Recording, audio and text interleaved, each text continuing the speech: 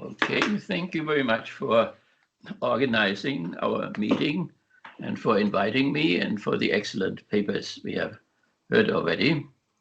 Throughout its evolution, the critical theory of religion was in discourse with Theodor Adorno, the real genius of the Frankfurt School, the great negative dialectician who has developed the critical theory of society furthest quantitatively as well as qualitatively, particularly in his negative dialectic.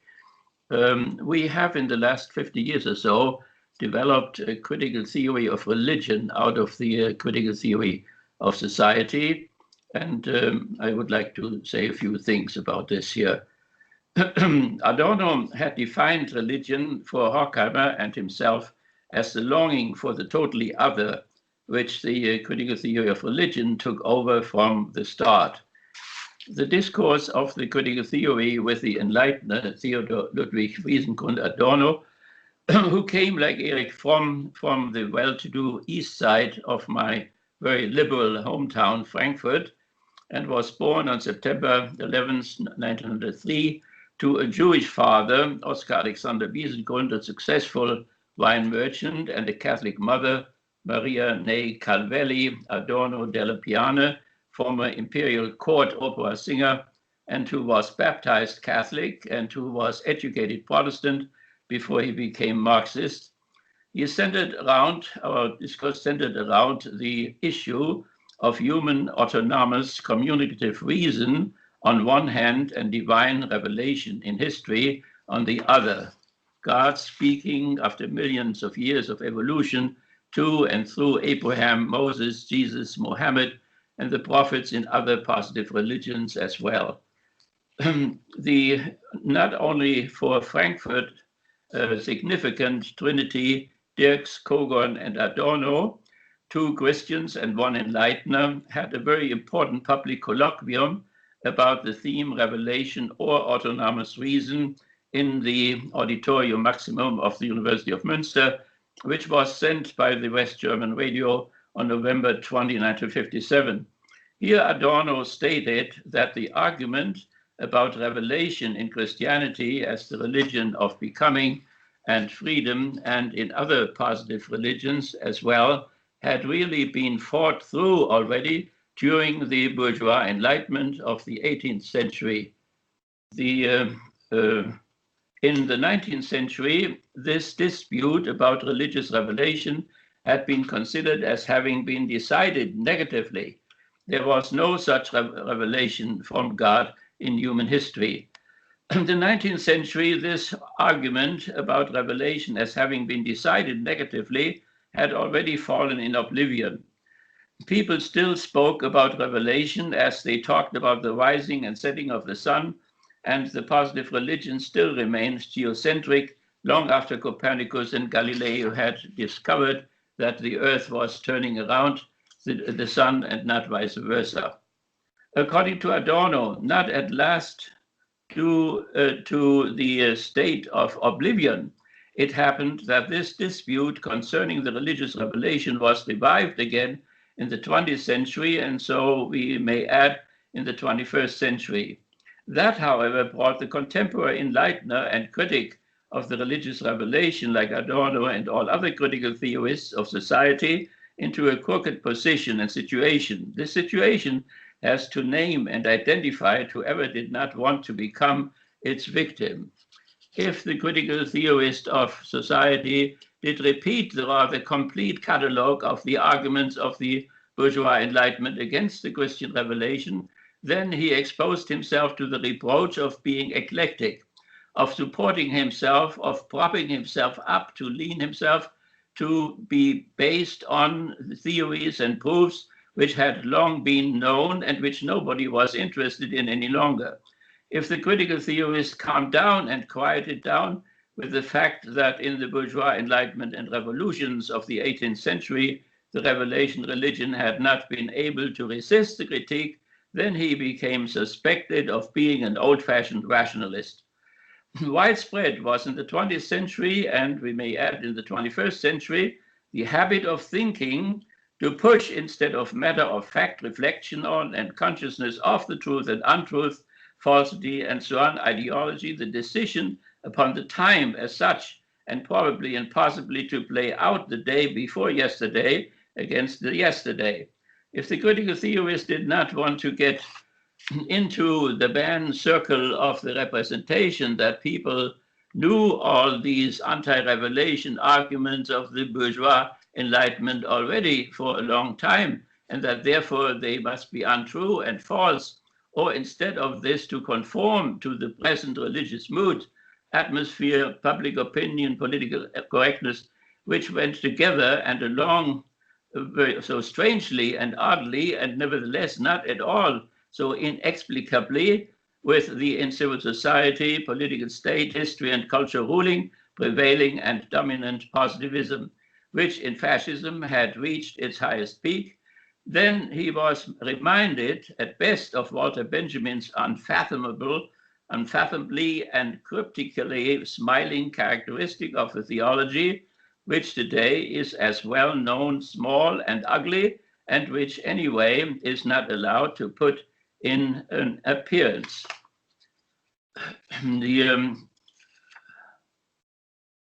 According to the critical theory of religion, it must also not be forgotten here that the negativity of present theology, its smallness and ugliness, is already pushing beyond itself, not only into abstract nothingness or art or Religionswissenschaft, but rather also into a new dialectical ecumenical theology, which may very well be determinedly negate the traditional one in the framework of a postmodern Christian paradigm, possibly even with the help of the critical theory of society and the critical theory of religion.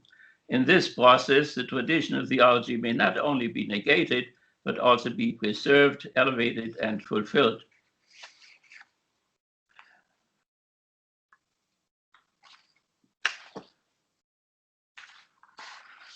In the view of the critical theory of religion, the dominant positivism, the metaphysics of what is the case, it is what it is, the glass is still half full, did not only reach its peak in the past and present fascism and in positive religions, but penetrated also the past and present Marxian and Freudian materialism and even the critical theory to some extent. In his theoretical walks around the notion of materialism, Adorno discussed with great intensity a contradiction which the materialists had always been accused of and by which their theory has actually been afflicted. The materialists integrated even man into a nature which they thought to be completely determined. The materialists disputed the possibility of human freedom, a realm of freedom beyond the realm of nature and the law of gravity. They denied all forms of idealism, but at the same time, the materialists spoke of man's spontaneous actions and even of revolutions and revolutions. Also, in reference to the by Marx expressed natural laws of the capitalist mode of production, this contradiction between materialism and idealism has often been discussed. Adorno denied this contradiction even the less than it was clear to him that it expressed a real contradiction. The physical world embracing the mechanical, physical, chemical, and biological world, and completely the social and cultural world of family, civil society, political state, history, art, religion, and philosophy and science, in which we live, was one in itself close determination connection. However, the possibility of a humane life depends on the fact that man could step out of this connection. One of the most essential misinterpretations of the materialism believed that therefore, because there was taught the preponderance of matter or even of the material conditions of life, this preponderance was also demanded and willed, and that it was really and actually positive. The telos, the idea of the Marxian materialism, was the abolishment of the materialism. That meant the bringing about precisely of a state and condition in which the blind compulsion and coercion of material conditions over man would be broken. and in which the question concerning the realm of freedom beyond the realm of natural and economic necessity would first of all be truly meaningful. This situation may to a certain degree explain the peculiar structure of most materialistic theories, which on one side teach nature determinism and on the other sketch, design, draft ideas of a right life.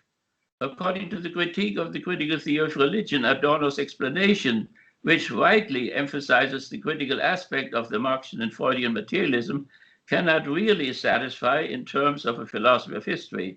Thus, his student Habermas has cancelled such a philosophy of history altogether and replaced it by a Puzonian theory of social evolution. Neither the classical Marxism or Freudianism or the critical theory of society instruct and teach sufficiently about how the in nature entangled and ensnared human species could completely step out of it. Marxism and Freudianism have negated the German idealism too abstractly.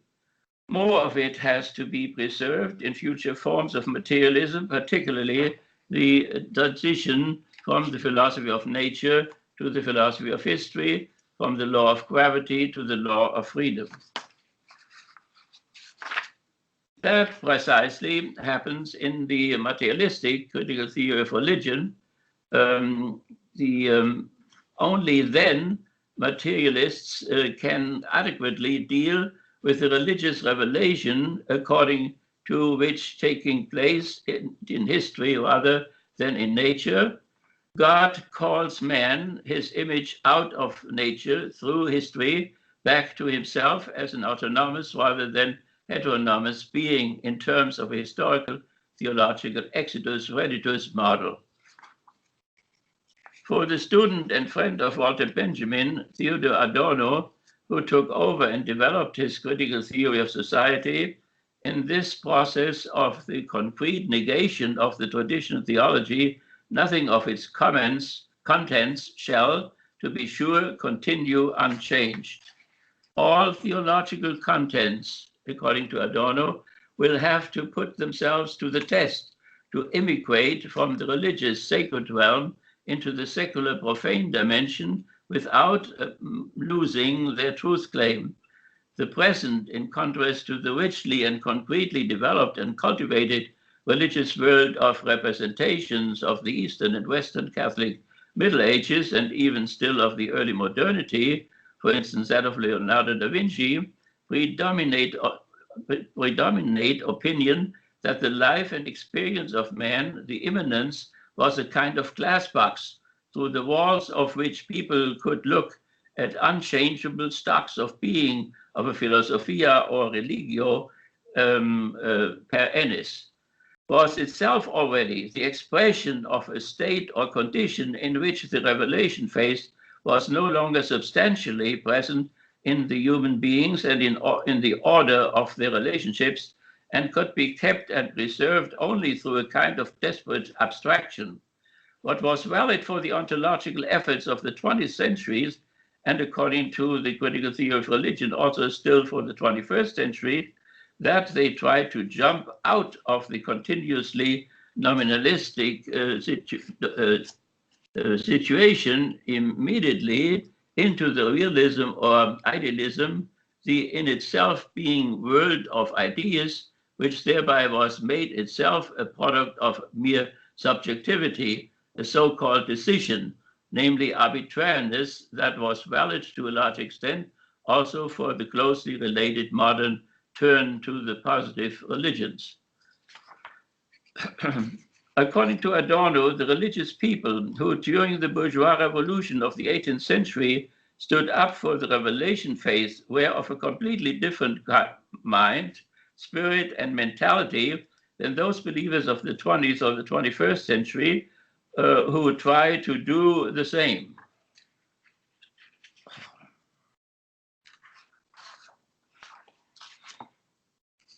In general, identical spiritual or intellectual contents could, depending on the historical moment, assume a highly divergent meaning.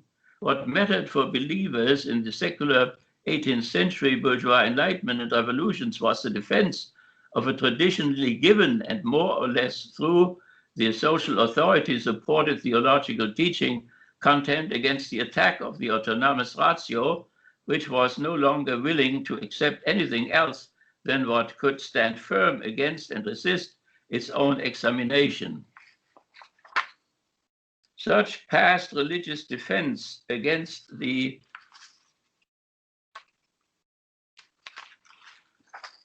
secular ratio or analytical understanding of the bourgeois enlighteners, not dialectical reason, had to be carried out with rational means. It was insofar hopeless from the very start, as Hegel pointed out in his Phenomenology of Spirit. Through the rational means of argumentation, which the religious apology used and had to use, it anticipated in advance the secular rational principle hostile to it. Analytical understanding, rather than dialectical reason, or the so-called notions through which Hegel had reconciled the religious and the secular, revelation and dialectical rationality. In the 20th century, and we may add the 21st century, the turning of religious people to the revelation faith happened out of despair. Concerning precisely those means, the ratio, the analytical understanding, but also the dialectical reason. Religious apologists feel and experience the irrefutability, the irrevocability, and irresistibility of the secular ratio as merely negative. They quote the religious revelation only in order to stop what Hegel called in his philosophy of history the fury of disappearance, and because it would therefore be good to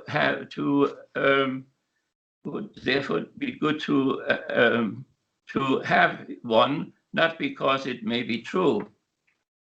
In the view of the critical theory of religion, the most irrational American fascist successors of those 70 years ago, the Christian right, who support the Trump administration, right-wing identity politicians, right-wing authoritarian populists, do as counter-reformatory and counter-revolutionary people not only make war on the enlightened America, the Declaration of Independence, the Constitution, and the formal democracy, but they also increase against their own intentions the negativity in civil society and political state and history, which pushes beyond modernity into postmodernity, which will probably determinately negate the former in terms of alternative future 1 or 2 or 3, future 1, a totally administered society, future 2, a militaristic society, and future 3, a reconciled society. In Adorno's view in the 20th century and also in the 21st, religious apologists drown out their doubts concerning the possibility of a restoration of the religious revelation of the modern economic or political conditions with reference or appeal to the agreement of the many who like to have it the same way. Adorno remembered a bourgeois lady whose family had returned after a stormy Enlightenment intermezzo to the religion of her childhood, telling him once that today it was, since a long time, no longer unmodern if one believes in God. I remember many people in fascist Germany who were Gottgläubig, God believers. Today, in liberal America, on many Catholic television stations, continually people appear who confess that they had lost their revelation faith, but then had recovered their childhood faith again, and now were entirely happy. Other Americans call themselves at least spiritual after they have lost their religion. It is often hard for the critical theorists of religion to say what the concrete content of such newly found spirituality may be. In Adorno's view, informed by Freud, in the best case, also where what happened was not only imitation and conformism, the wish was the father of such restorative attitude. Not the truth and authenticity of the revelation decided, but the need for orientation, the backing by the firmly given, also the hope that one could, through the decision, breathe into the disenchanted world that meaning again under the absence of which one suffers as long as one posits oneself as mere onlooker of the meaningless and not also as actor. To Adorno, the religious renaissance of the 20th century seems to be philosophy of religion and not real religion. In any case, they agree with the apologetics of the 18th century and early 19th century that they strive and endeavor to conjure through rational reflection their very opposite. Now, however, through rational reflection on the ratio itself, with a burning readiness to strike, hit, and beat on it, with an inclination toward obscurantism, which was much more unyielding and inexorable and more evil than all limited orthodoxy, which once marched against the bourgeois Enlightenment because it does not believe and trust itself any longer completely. According to the Critical Theory of Religion, the same process continues in the 21st century. The new religion's gesture has been one of the convert, also among those with whom it had not come to the formal conversion or who simply and emphatically put themselves to that, what they think to be sanctioned as the religion of the fathers and what contributed always with fatherly authority, even with certain Kierkegaard, the singular one, to the forceful and violent repression of the rising doubts. These were notes which will appear in a book about the evolution of the critical theory of religion, which we have developed. Thank you. Will, in the discussion about the tribal trends in the kind of like the early 2000s, I think in the 90s too. Sure. I'm curious about, so you're describing it as being essentially the sacredness was taken out of it, and it was more just a commodified version for the sake of style. Yes. So I see a lot of that in those tribal signatures. I think that there's also there may also be an element of people specifically wanting to adorn themselves with something that symbolizes sacredness without actually going there. But that might be part of the trend, is this sense of being connected with something which is maybe like pre-modern, seems more authentic, and seems more kind of broader and more meaningful without actually doing it. Sure. Yeah, I think there's a positive and a negative side to that. So the positive side is, I think there is, like you're saying, an affirmation that there is something out there that is maybe deeper, this homo liturgicus kind of person. There is like sort of this calling for something else that's bigger than just a style or a fashion. Now, the fact that it's a style or fashion is sort of the medium for the communication of this desire for something else. But the negative side, of course, is taking that something else and othering it.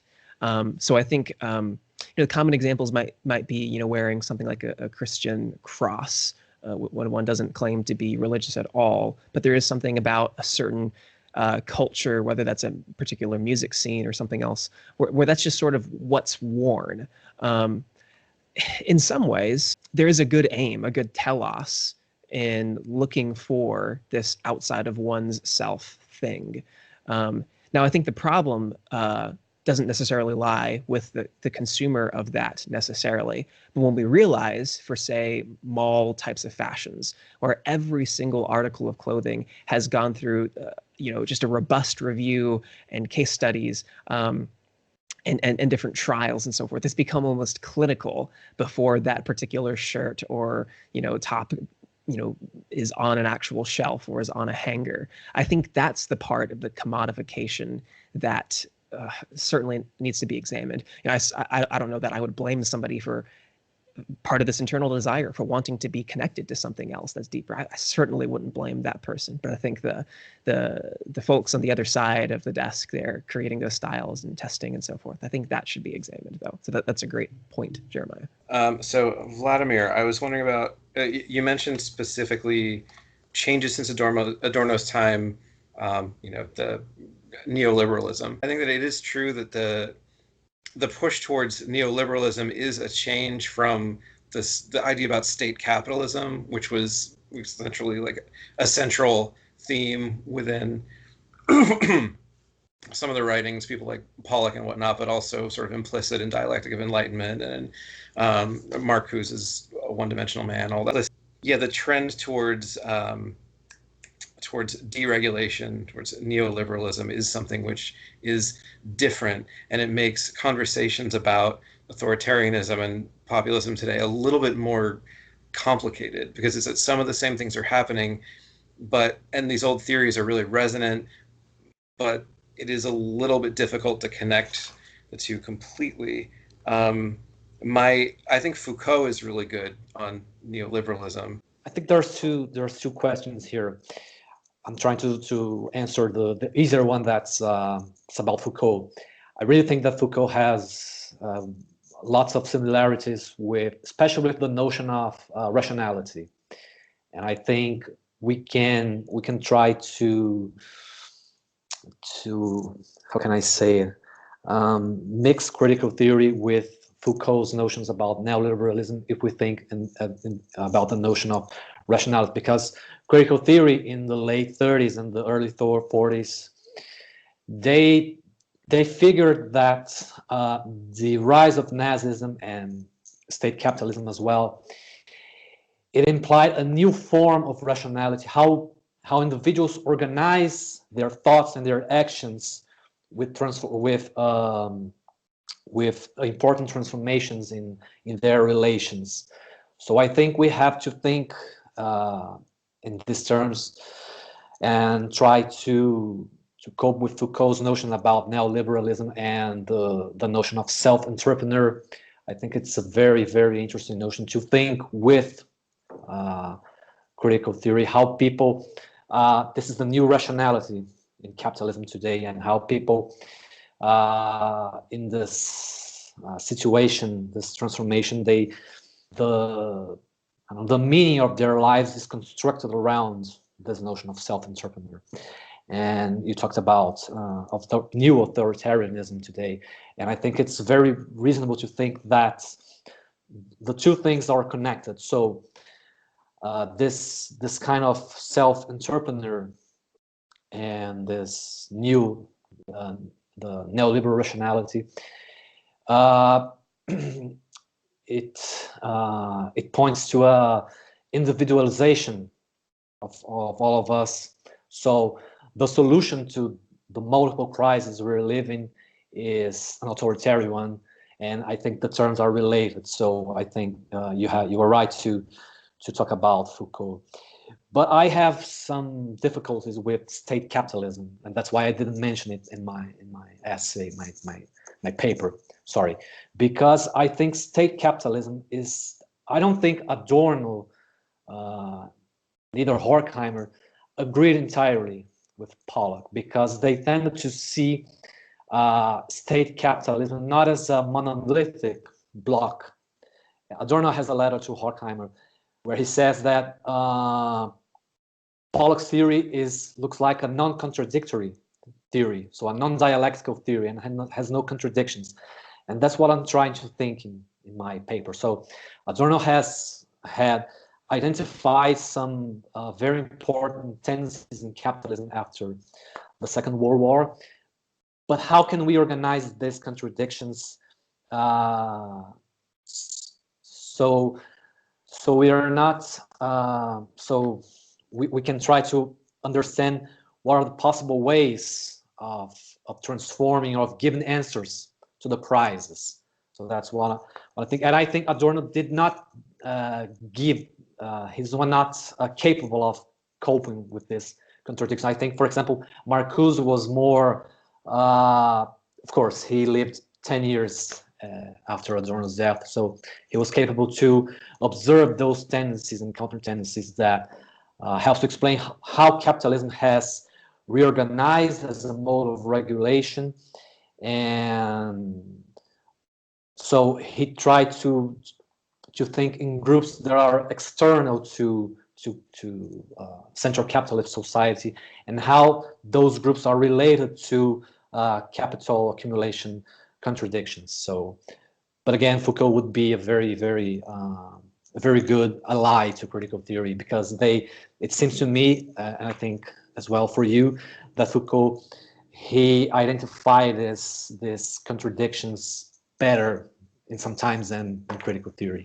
But thank you again.